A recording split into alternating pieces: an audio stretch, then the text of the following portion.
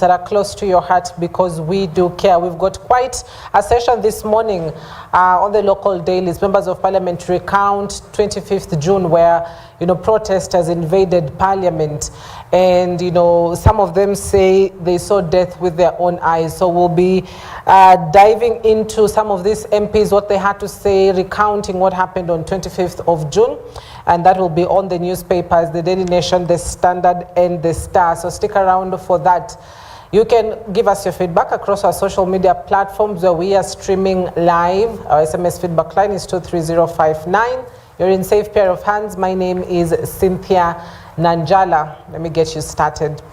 Now, 4 people have been confirmed dead following a severe road accident in Darugo area in Juja, Kiambu County. It is reported that the involved car hit people who had gathered at the scene of another accident when a small car collided with a trailer transporting goods to a factory in Thika.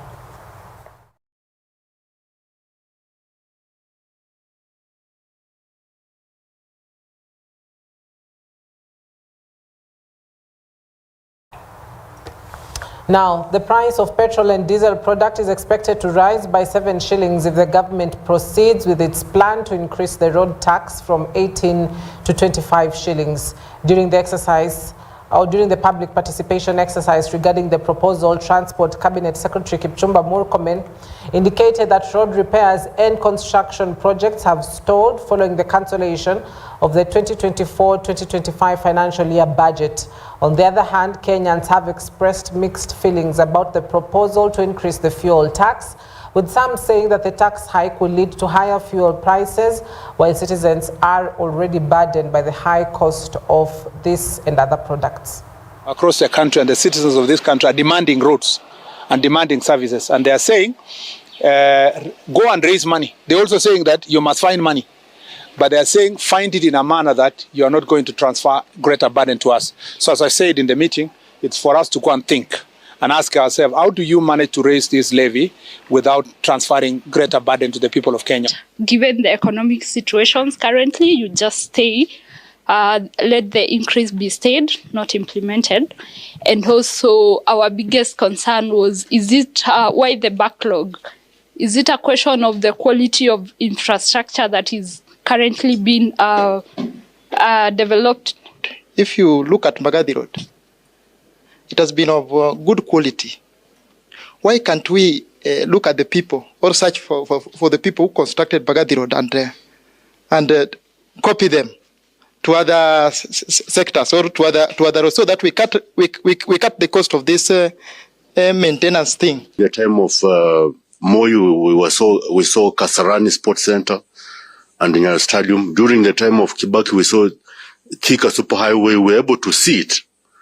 During the time of Uhuru, we saw the expressway and the other one, the standard gauge railway. But the problem now with this government, we are not seeing those things. We are told about a house building somewhere, which we cannot see. So why can't we incorporate the private sector? Like, for example, there are companies which use vehicles, which I don't know the classification of the roads. Certain vehicles, when they use certain roads, the roads tend to be, how is it called? Like, yeah, they destroy the roads, so, like some vehicles. So what if we incorporate the private sector so that these companies can actually contribute to the road maintenance levy fund? On Monday, doctors marched to the Ministry of Health headquarters in Nairobi to demand the employment of intern doctors as promised in the signed agreements. The doctors continue to blame the Ministry of Health for breaching the agreements that led to the suspension of the 56-day strike, and demanded that the ministry, led by the Health Cabinet Secretary Susan Nakhumicha, adhere to agreements properly. The Secretary General of the Kenya Medical Practitioners and Dentists Union, Davji Atela, said the doctors and the Ministry of Health have been holding meetings that agreed intern doctors will be employed within 16 days, according to the agreement. As medical, dental and pharmacy interns gather here today with one mission: to ensure our posting is effected and that no one is left behind. Yes. We endured more than 6 years of grueling med school, sacrificing our lives to acquire life-saving knowledge and skills. Indeed. Yet the Ministry of Health, under the leadership of Health Cabinet Secretary Susan Nahumicha, is jeopardizing our future. Yes. We have been at home for 2 years now. Yes. Our knowledge is decaying, and we are losing opportunities to advance our lives. Yes. The psychological suffering we endure is immense. Yes. Without a license, we cannot practice medicine. Yes. Many of us are grappling with depression and suicidal ideation. The Kenya Union of Clinical Officers has ended their national strike that lasted for 99 days following the signing of a return to work agreement with the Council of Governors. The union's Secretary General George Gibore ordered all members to return to their duties immediately. The chairperson of the Health Committee at the Council of Governors, Governor Muthomi Njuki, who also doubles up as the Tharaka Nithi County Governor, assured that no officer will be mistreated and that they would fully address the interests of the clinical officers. The union also wants clinical officers working on contracts to be confirmed and employed on permanent and pensionable terms. We are a very critical part of our workforce when it comes to the issues of health. So this has come as an opportunity, and I want to say that if you look at the issues that are divided us, they were actually, there's a very thin line, because they are issues that we could agree upon. We may not be able to get to 100%, at least 99.9% agreement is good enough. On the issue that has been spoken by the chair, on the issue of the medical cover for staff, honestly, the Council of Governors has done very well, the 47 counties. Because out of the 47, only 7 counties are in the process of ensuring that all the health workers are onboarded on some medical scheme that is actually allowable by law. This then mark a new beginning, because some of the issues that we had on our strike notice are issues that date back in 2017, issues of promotion and redesignation, where members have stagnated in one job group without any promotion. There are issues of the CBA that we started also negotiating in 2017 until 2019, when we were not able to agree. We were all being called to order by the agencies. I think we have to do whatever it is that we're doing within the reality of living within our means. But counties are trying. Counties are trying. Even in spite of the challenges of funding, there are counties that are still recruiting healthcare workers to try and take services to the periphery and to do a lot more. Today, by virtue of signing this return to work, we are officially declaring that our strike has come to an end, and our members shall resume duty in their respective place of work starting today and not later than 24 hours from the date herein. Kakamega County, led by the County Governor Fernando Baraza, has launched a community health plan to assist mothers in the county. Residents of Kakamega have every reason to smile as the county government has stepped in to support maternal health. The governor has already initiated processes to benefit mothers giving birth and receiving quality services during and after childbirth.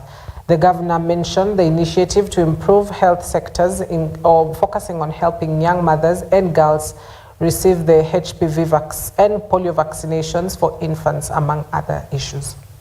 With this program, we strive to ensure that our mothers attend all antenatal care clinics during pregnancy, deliver in our hospitals with the help of skilled healthcare workers, and that they get quality postnatal care after delivery. We'll also ensure that our babies receive all the vaccinations required, right from the oral polio vaccine immediately after birth until the second measles vaccine at 18 months. We also want to ensure that all our girls above the age of 9 years get the HPV vaccine to protect them from cervical cancer. Eldas constituency member of parliament in Wajir County, Adan Kainan, stated that he will not turn a blind eye to the rising incidents of crime, including human trafficking, illegal arms and drug trafficking in his constituency. Kainan called for a police crackdown, noting that criminals use Eldas as a hub of these illegal activities. He assured his residents that he is committed to stopping the illegal businesses. Security leaders also called on residents to cooperate closely to ensure the businesses cease or else involve the national government to organize an operation to restore normalcy. Sehemu yetu ya wakilishi hapa inatumika kama conduit ya kuleta watu, conduit ya kusafirisha drugs na bangi na kila kitu, hata conduit ya kufanya biashara ya bunduki. Na kusihi kwa jina ya nchi yetu, utuhakikishie ukiwa chairman ya kamati ya usalama, utawanasa hawa na hii mambo ya drugs, na hii mambo ya human trafficking, na hii mambo ya hizi vitu kasia yote itaisha kutoka kwa sub county yako. Ni either nyinyi mshirikiana na sisi kama kamati ya usalama tumalize hii mambo ya human trafficking na drugs, ama serikali tuseme ya kwamba sisi tumeshindwa, timu nyingine itumwe hapa. Na pendekezo ya haraka inakuanga ni mambo ya operation, sababu ile timu ambayo iko chini imeshindwa na kazi, so operation ikuje hapa. Na nikawaelezea vizuri, during my term singetaka operation iitwe katika eneo hili. Kwa nini? Hakuna mahali operation huwa inaingia wananchi wanaazwa bila kukwaruzwa, even wale wako innocent, hata wale hawana makosa. Kwa hivyo wakati mzuri wa kujitokeza kushirikiana na serikali na timu ya security kupambana na human trafficking na drugs trafficking ni sasa. Na tukubaliane kwa hapa ya kwamba yale ya mapendekezo ambayo mumependekeza hapa, sisi kama kamati ya usalama tunaiunga mkono 100%. Asante. Na OCS na chiefs, msichukue hii kama ile baraza ya kidogo tu tunafanya tunaondoka. I am personally available here and I've taken a personal interest. Hii kitu ishe. Sio tu ile kuja tunaongea hapa na baada ya baraza inaisha, hapana. Na wahakikishia kwamba ile timu niko nayo saa hii vile naijua na vile nimekaa nayo na zile hatua tumeanza kupiga, sioni tukishindwa. Now, a section of politicians have been piling pressure on President William Ruto to sign the 2024 IEBC amendment bill into law. Recently, Vihiga County Senator Godfrey Osotsi criticized the president for the lack of IEBC commissioners for over a year now.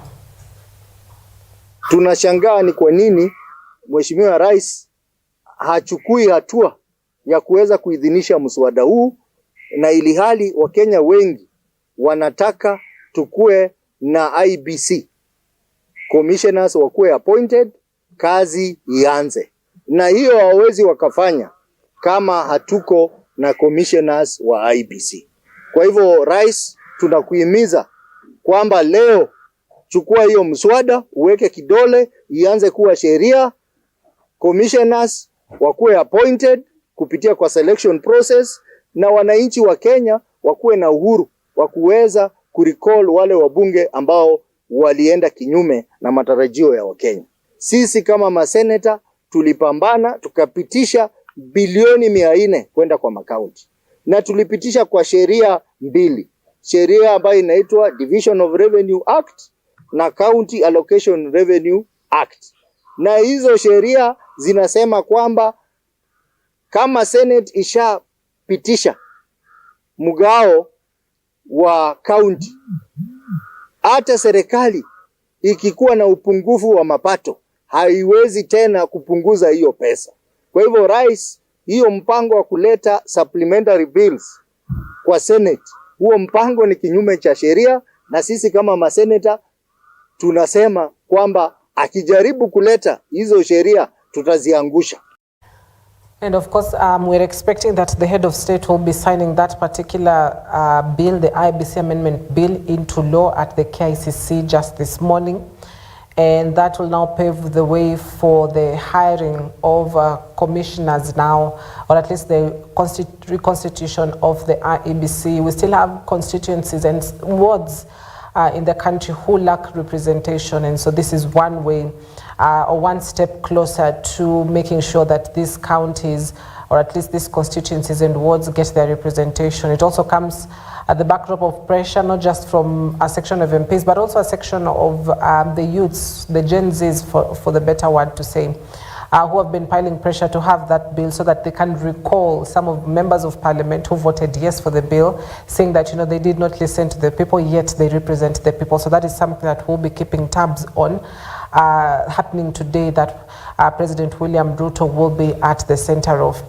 Now, priests in Nyandarua County have praised the government for addressing the concerns raised by Gen Z youths who have recently participated in protests. However, the priests have urged President William Ruto to include the youth when making changes in his cabinet. They also add that it is important for the head of state to fire corrupt CSs who have been accused of negligence instead of transferring them to other ministries. President Ruto, we congratulate you for your courage to come down to the Gen Z's level, to come to their tutor space, to come to speak even to the public, and all the other changes that you have made. But now we have one appeal. You have told us that you are in the process of reshuffling your cabinet. We ask that you consider the face of Kenya when you are making the new cabinet. Consider the face of Kenya. Consider people from the marginalized areas also. Also consider the reason why we are where we are. It is because the young people felt left out. Include them in the new cabinet. Let them be there. Let them see the face of the Gen Zs there in the new cabinet. And please, because of the things that we have already gone through, be bold enough and fearless, even to sack or to fire a cabinet secretary who has failed you. We know it is not very easy for a leader, but if some of these people are the ones who have made you become very unpopular, so as you reshuffle, use your boldness and fearlessness and make a bold statement by firing some of the people who have been mentioned as misbehaving or who have actually breached the code of ethics, especially Chapter 6 of our Constitution. Some of those names, even if you reshuffle them from one place to the other, they are still going to remain the same people. A monkey will remain a monkey no matter which forest you take them. Now, religious leaders from Kitengela, Kajiado County have praised President William Ruto for his action of removing the offices of this, or removing the budget from the offices of the spouse to the president, the spouse to the deputy president, and the prime cabinet secretary. The leaders urged the head of state to continue reducing the budget that burdens ordinary Kenyans with taxes. Meanwhile, they also commended the youth who initiated the protest, saying that the voice of the citizens has been heard. People will turn against. Nataka kumwambia na kumwomba president wetu kwa unyenyekevu kwa mambo aliyofanya juzi, kwa kupunguza idara hata kwa nyumba yake yeye mwenyewe na makamu wake wa rais, na pia tena alifanya kwa nyumba ya prime minister. Lakini kuna kitu kimebaki. Kuna watu wako katika nchi wanafanya kazi. Pesa hizi ambazo vijana wanapigania bado wanatumia pesa mingi na hawana kwenye katiba, hawachaweka kwenye katiba. Na mmoja ni prime minister, huyu anaitwa Mudavadi. Mudavadi hayuko kwenye katiba. Tunakomba President Ruto ukipenda na yeye pia atoke, kwa sababu pesa anazotumia ni nyingi sana. Sinaweza kuajiri vijana wengi sana Kenya hawa wanaoandamana. Maandamano yameleta hasara, maafa, tumeona vijana wetu wanauawa. Maandamano ikitokea iwe ya amani, na kile kinafanyika Kenya, sisi wachungaji pia tunaona hao vijana wanapigana, na hiyo ni kupigana kuzuri. Umeleta mabadiliko mazuri sana, mabadiliko makubwa. So vijana muavoid mambo ya kuharibu biashara za watu wengine. Still on the clergy, leaders from the AIPCA Church called on the government to reduce the cost of living that has burdened Kenyans due to daily taxation.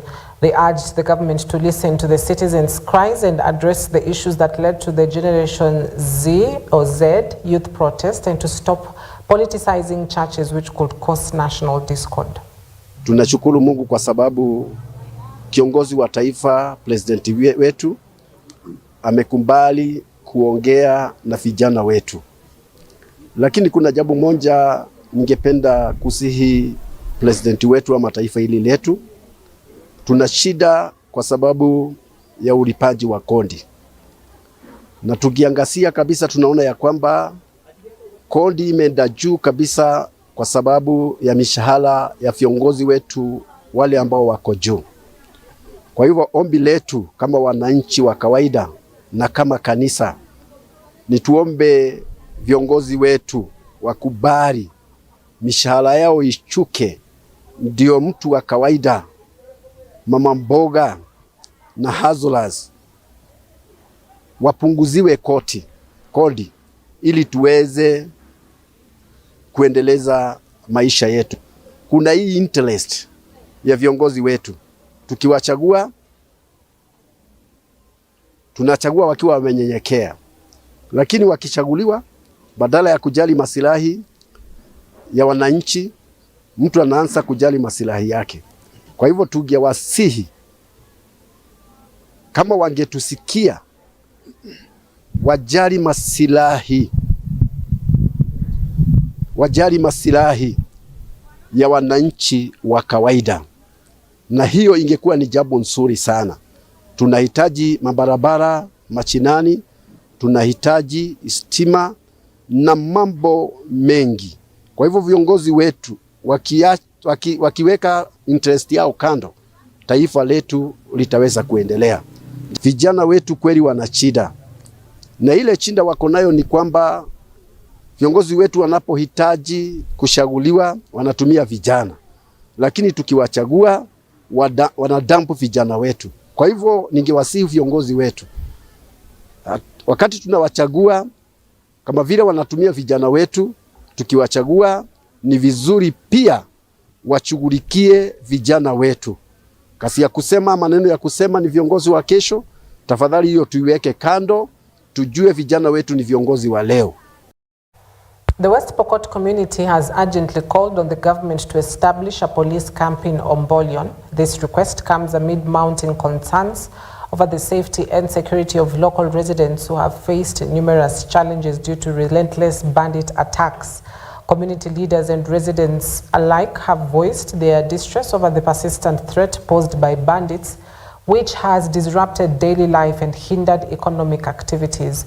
The establishment of a police camp is viewed as a crucial measure to restore peace and order in the region.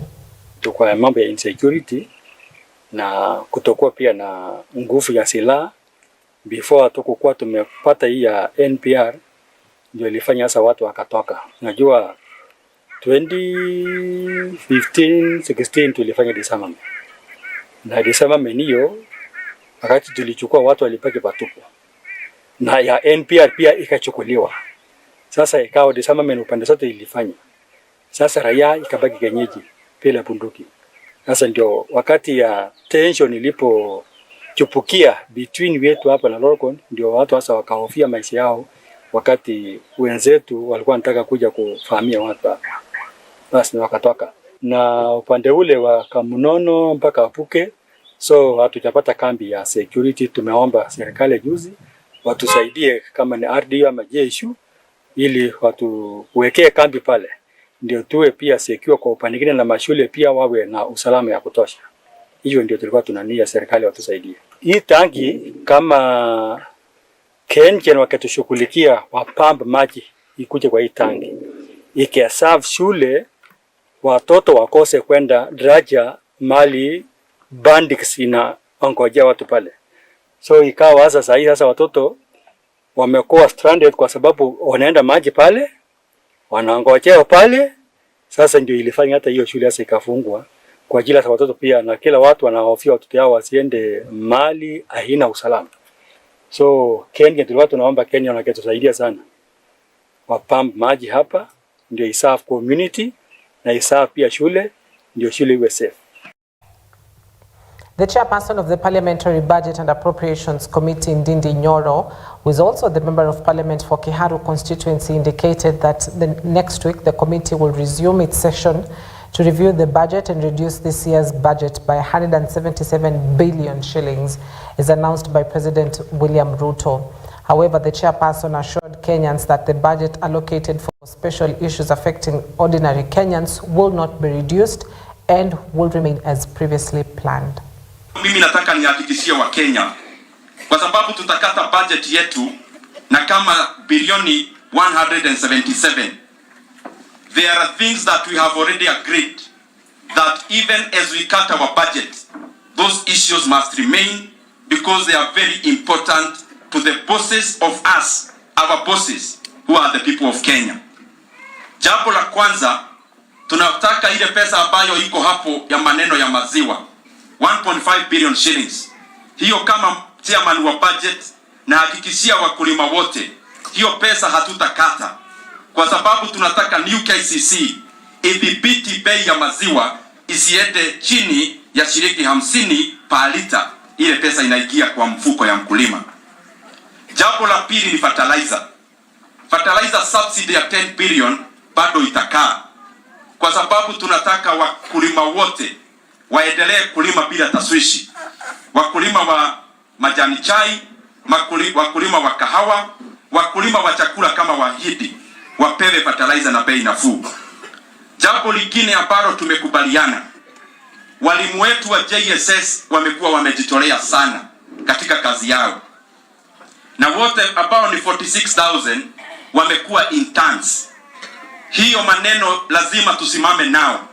Kwa sababu hata tukikata budget pahali kwingine, tunataka haki ya JSS interns idumishwe na wapewe kazi ya permanent and pensionable kwa sababu already wamejitolea kwa muda mrefu sana.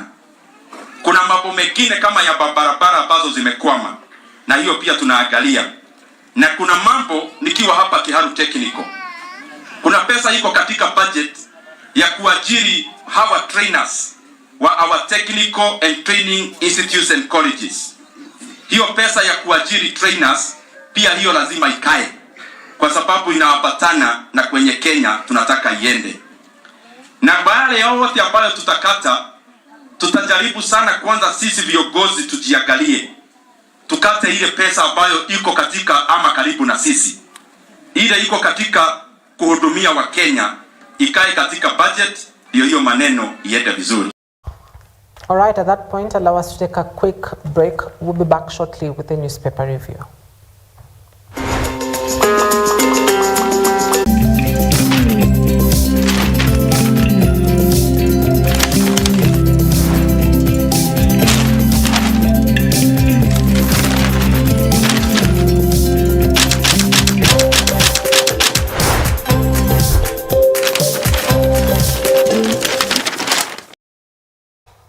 All right, welcome back to the newspapers now. The Standard: patience runs thin on Ruto reform pledges. Patience runs thin on Ruto reform pledges. Time bad.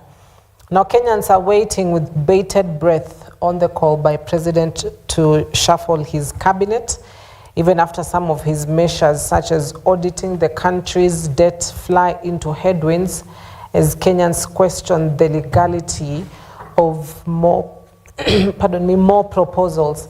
Now that is a story that is on page 4 of the Standard newspaper this morning that speaks of patience runs thin as Kenyans wait with bated breath on some of the pledges to be done by President William Ruto. Now, Gen Zs are demanding an overhaul of the cabinet. Experts say the president is weighing political implications.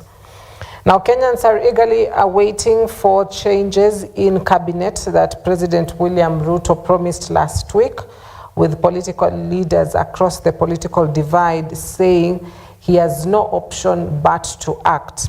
Already the president's failure to announce the changes shortly, quote unquote, is being interpreted by the country as dilemma on how to handle friends and close allies who contributed immensely to his election in August 2022.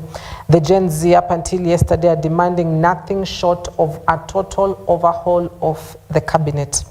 Nairobi Senator Edwin Sifuna said the people of Kenya expect nothing short of the overhaul of the current cabinet since most members have failed Kenyans.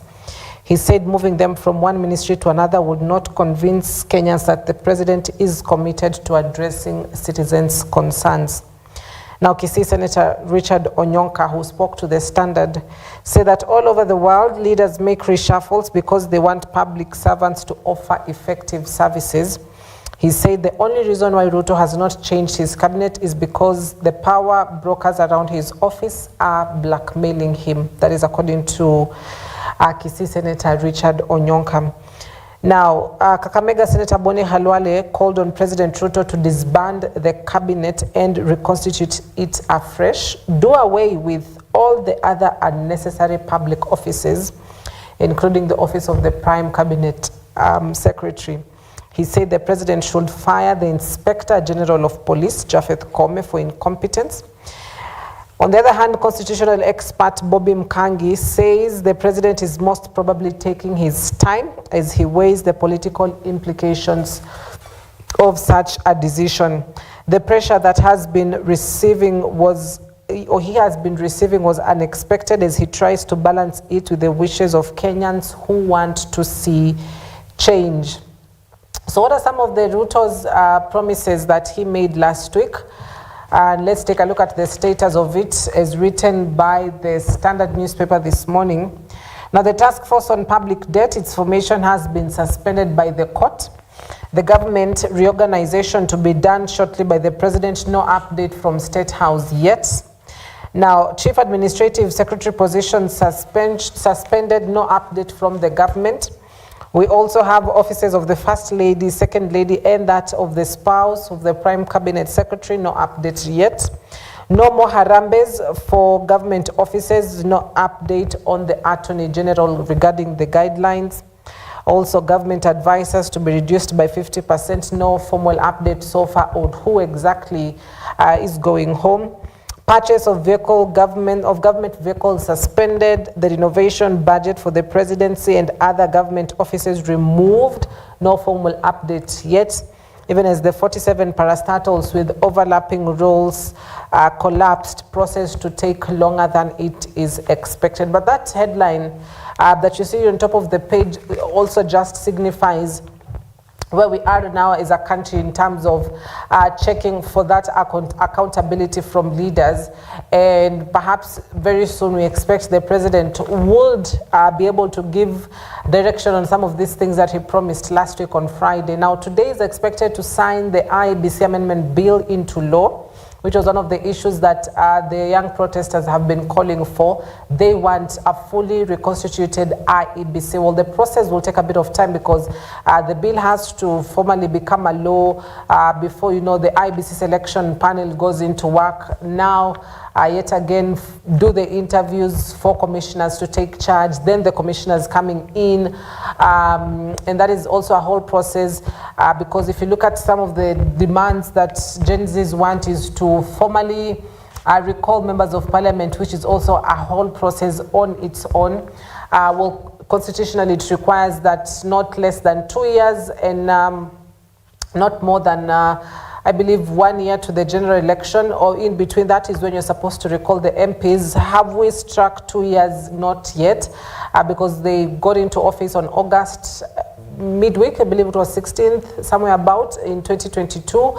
And so end of August is when that deadline would have lapsed of at least 2 years into office before they can now begin that process of recalling MPs, collecting signatures for the signatures to be verified. And then that, is a process that IBC really plays a huge and critical role. And so Kenya awaits cabinet changes as Ruto takes time to act on his word. No word just yet. Also, one of the things he was able to put up was the task force that will be auditing the debt status in the country. Will blow to Ruto as court suspends audit of public debt task force. Petitioners say the president violated numerous provisions of the constitution and the law. They argue that the Auditor General is constitutionally mandated to carry out their function. Now, Justice Lawrence Mugambi of the Milimani High Court issued the interim orders following a petition lodged in a Nakuru court by a Nakuru doctor, Magare Gikenyi, and activist Eliud Matindi, who termed creation of the task force illegal and unconstitutional. Now, the judge also prohibited Treasury CS Njuguna Ndungu and the AG Auditor General Nancy Onyango Gathungu, the chair of the Independent Task Force, Law Society of Kenya, President Faith Odhiambo. I also have Institute of Certified Public Accounts Chairperson Philip Kaikai from implementing the President's directive to carry out the audit until the case is heard and determined. The judge issued the orders after certifying the lawsuit that was filed by Matindi and Gikenyi as urgent and ordered the case be heard on July 23rd. That is in a few weeks' time. So that is one thing that has, taken a back step, would say, following that halting by the court. Also, top of the page on the Standard, Gen Z's plan with military precision. Intern doctors, other medical practitioners, and Gen Z's protests outside the Ministry of Health headquarters in Nairobi during the Monday's Occupy MOH protests. And what we saw yesterday's letters about 10 p.m., they were still, at the MOH gate, or at least at the Afya House gate.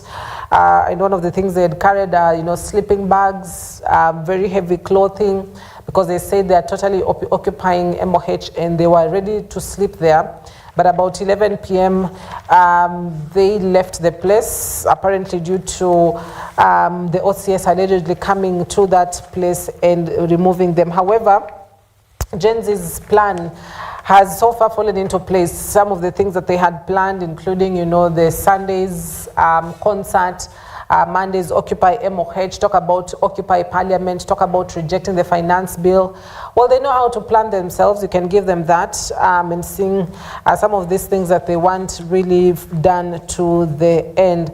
Also, top of the page, Gachagua wife sulk over reduced budgets for their offices, and that is a story that is on page 8. One of the austerity measures that the head of state announced as well included budget cuts to the office of the First Lady, of the spouse to the Deputy President, and the spouse to the Prime CS. However, we saw a reaction from Gachagua and the wife or the spouse, as Standard has been able to put. Now, the scrapping over 400 million shillings allocation to fight illicit brew rubbed the DP and his wife the wrong way. Gachagua tends to blame Interior CS Professor Kithure Kindiki for his woes. Now, he walks alone, constantly attracting new war fronts. The Deputy President Rigathi Gachagua is not letting up, and from his words and actions, he can stay the war path for as long as it takes to achieve his goals. His most pressing one seems to be dominating politics in his native Mount Kenya region, a task that has been easier said than done. Now, from home, he often camps. The self-proclaimed truthful man fires at foes unrelenting. The scrapping of 400 million shillings to his docket and the wives have rubbed them the wrong way. On Sunday, the DP was once again hitting at his own administration, criticizing officials openly. He took his fight to the Kithure Kindiki-led Interior Ministry, which he accuses of frustrating his fight against illicit alcohol. Kindiki was Gachagua's fiercest challenger to President William Ruto as a running mate in the 2022 elections. Both men deny being rivals, although their words have often betrayed them among observers. On the other hand, the second lady says, even if there are no budget cuts, she will be proceeding with her work as she has done before. So that is the headline on the Standard newspaper. Now let's head over to the Star newspaper and take a look at what is making headlines. Ministries starved of 244 billion shillings budget cut. Ministries starved of 244 billion shillings budget cut. Now broke or wasteful projects worth 137.76 billion shillings not funded by the national government. Outstanding disbursement to the counties represent 8% of their annual allocation, and President William Ruto's administration failed to disburse over 244 billion to government agencies and counties despite steep tax increase in the last financial year. Documents obtained by the Star indicate that the government did not remit 31% of the development vote to ministries and government agencies by the close of the financial year, June 30th, 2024. This represents 137.47 billion of the total development budget. Now that is a story that continues on page 4 and 5 that speaks of Treasury fails to disburse 244 billion shillings to ministries. Now, they've been able to do a compilation of some of the ministries and just how much was disbursed and what is the outstanding fee.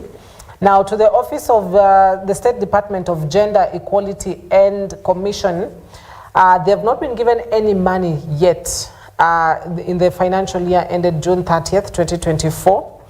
However, the outstanding amount they're supposed to get was 4.6 million. Now, on shipping and maritime, they were to get 270 million shillings, but none has been given just yet.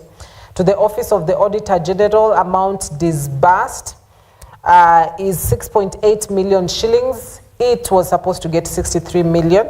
To the State Law Office, amount disbursed is 31 million shillings. The intended amount was 144 million, or at least what is outstanding, pardon me, outstanding amount is 144 million.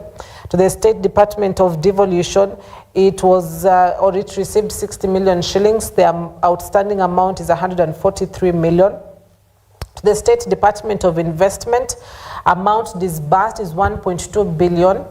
Outstanding amount is 4.2 billion, while to the State Department for Mining, amount disbursed is 205 million, while the outstanding amount is 680 million shillings.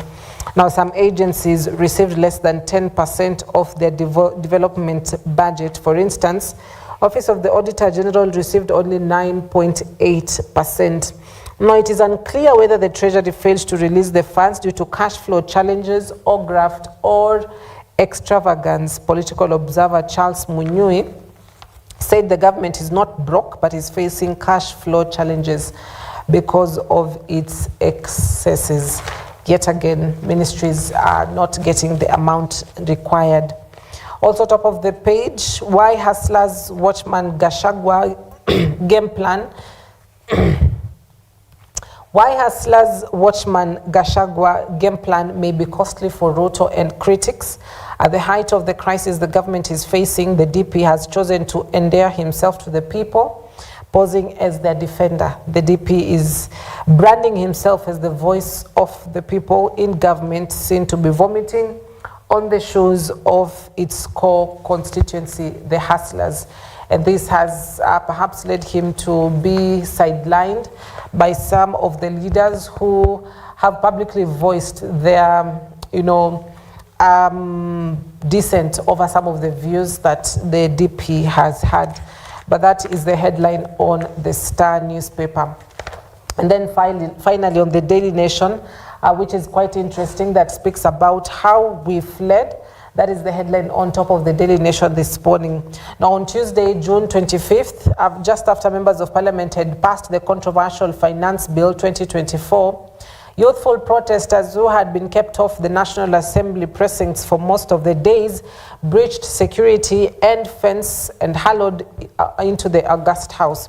For MPs who were in the premises, all hell broke loose as they sought to escape the protests. Rather, some of the lawmakers narrated to the Daily Nation. That includes Millie Odhiambo, Suba North MP, Kimilili constituency Didmas Barasa, as well as Bishop Jackson Kosgei, who is a nominated member of parliament. Now, parliament raid, MPs recount day of shock and terror. I'd love to sample just some of the MPs and what they had to narrate to the Daily Nation. Now, for instance, Bondo MP Gideon Ochanda, one of the opposition leaders who voted in approval of the contentious bill, in his recollection, says that he had just taken a vote in the chambers and left Bunge Tower offices up to the 19th floor, and that's when he saw people running helter-skelter. And he says MPs were scampering left and right. He went into his office, removed his tie and coat, and remained in a shirt, then applied what he says his paramilitary tactics to exit and join the crowd. He recalled how he walked to the protesting crowd that was milling around their offices, fear-stricken that he might be identified. He says he folded his shirt sleeves, removed his watch, and then he was lucky to escape on a motorcycle, boda, and that was Tom Ochanda. On the other hand, Mark Nyamita of Ureri constituency, who voted against the bill, was also caught up in the melee. And he says, and I quote, that there had never been a security drill in Parliament, and the situation caught MPs off guard. As the commotion ensued, some MPs who voted no to the bill were asking others who voted yes to stay behind and explain to the voters why they did not listen. On the other hand, the team that voted yes was also telling the no team to remain behind and talk to them to spare their lives, and it was a chilling encounter. During the escape, those who voted yes ensured they were in the company of those who voted no. As human shields, the charged crowd will be kinder to those who rejected the bill, they argued. Now, we also have Kimilili MP Didmas Baraza, who compared his race to escape the wrath of protesters to that of popular sprinter Ferdinand Omanyala. Now, he says he was enjoying his sumptuous fresh fruit platter when the youth came in, and he says he ran like Omanyala, and he says if he wasn't able to run, he would have been dead by now. Millie Odhiambo, who's the Suba North MP, says she was also on her way out when she found one woman MP who had despaired and was just seated where she would have been an easy target. And the confusion in the tunnel is a story for another day. So those are some of the recounts from MPs of just how they fled Parliament on June 25th when youths broke into the August House. Also, blow to root over debt team. We talked about this earlier, where the court has halted that and says they will be listening into that case on July 23rd. As well as Gachagua, isolated at home and away. He seems to be a man on his own path. Even as lawmaker Eric Wamumbi, who is an MP of Mathira constituency, a constituency that the DP has been a member of previously. And he said, he has seemingly expressed his dissent as well over some of the remarks by the Deputy President. And lawmaker Eric Wamumbi, the man Deputy President Rigathi Gachagua claims to have helped clinch the Mathira seat, is the latest leader in Mount Kenya to bolt out of the DP's camp. Now, they've had quite a relationship because it is alleged that, Gachagua is one of the persons that helped Wamumbi ascend to the office. He was also the man that helped in the dowry negotiations between the MP and the family of Murang'a women representative Betty Maina late last year, to whom he, wed. Now, Gachagua served as Mathira MP between 2017 and 2022.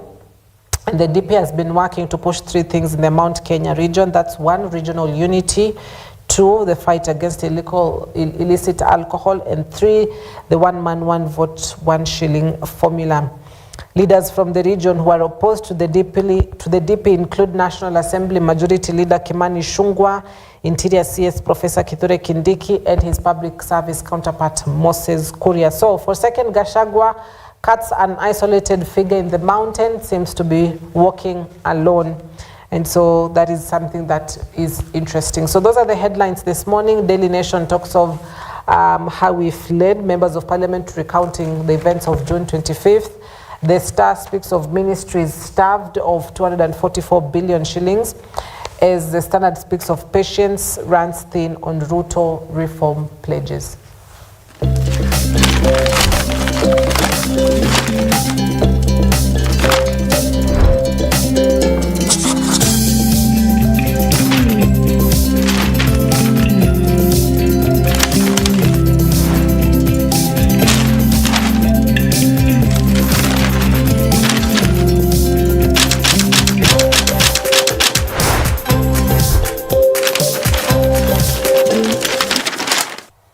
All right, so we wrap it up at that point this morning on Morning Live after that extensive newspaper coverage. Thank you for your valuable company.